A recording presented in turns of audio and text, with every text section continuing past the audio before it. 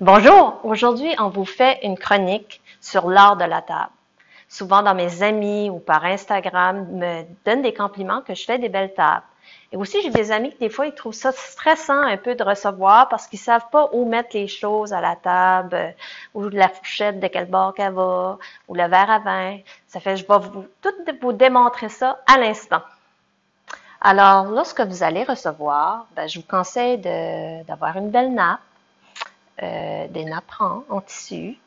Au niveau des napperons, moi, j'aime bien utiliser un genre de cerceau à napperon, mais si vous n'avez pas, vous pouvez le mettre comme ça dans votre assiette ou vous pouvez le mettre dans un verre à vin. Il y a plusieurs manières de le présenter. Moi, j'aime bien le mettre comme ça. On met la plus grande assiette qu'on a. C'est sûr, ils disent tout le temps à peu près un 4 cm du bord de la table qu'on place notre assiette, mais j'ai jamais fait trop attention à ça. Là. C'est sûr que j'y vais pas tout dans les grands restaurants étoiles Michelin, là, c'est tout mesuré, là, tout ce qu'ils vont mettre sur la table. Puis, on commence avec le couteau à votre droite. Puis, on met les dents du couteau par l'assiette. Si vous avez un couteau à steak en plus, vous pouvez le mettre après. Après ça, on met la cuillère à soupe, parce qu'on va sûrement commencer avec une soupe, un potage, quelque chose avant. Au niveau, on met la plus petite fourchette, qui est la fourchette à entrée. Après ça, la fourchette du repas. Moi, je mets souvent ma petite cuillère, souvent des fois on va se servir plus au dessert, ou si quelqu'un prend un thé ou un café, je le mets au-dessus de mon assiette. Mais vous aurez pu le mettre à droite aussi. Moi, je sais qu'on va s'en servir ce soir comme plus pour le dessert. Au niveau des verres à vin, c'est bon de mettre un verre à eau.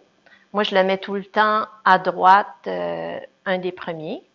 Au niveau des vins que vous allez boire dans la soirée, comme si vous allez avoir un champagne ou un mousseux, on commence avec ce verre-là qu'on va mettre à peu près au milieu de l'assiette. Après ça, si vous avez un vin blanc, vous mettez le verre à vin blanc au côté. Après ça, le vin rouge. Le vin rouge va finir à la fin. C'est dépendant de quoi ce que vous allez manger dans votre souper. Comme moi, ce soir, je sais qu'on va commencer avec un champagne. Après ça, on va avoir du vin blanc, puis il va y avoir du vin rouge. Puisqu'il y a un vin de dessert, j'aurais pu mettre le verre de vin de dessert, mais on peut le sortir par après. Et aussi au niveau du pain et du beurre, disons que vous êtes 8 à la table. Moi, je considère que par personne de 4, je vais mettre un petit contenant de beurre fouetté avec du pain. Mais si on met juste un pain pour toute la table, je trouve que ça fait beaucoup de va-et-vient, il faut tout se le passer. Ça dépend. C'est pas la fin du monde quand tu passes le pain pour 8 personnes, mais si on met un plat à pain pour 4 avec le petit beurre, le pain, l'autre 4 avec des petits beurres, ça évite de renverser un verre de vin, par exemple, surtout si on a quelque chose de super bon dans la soirée.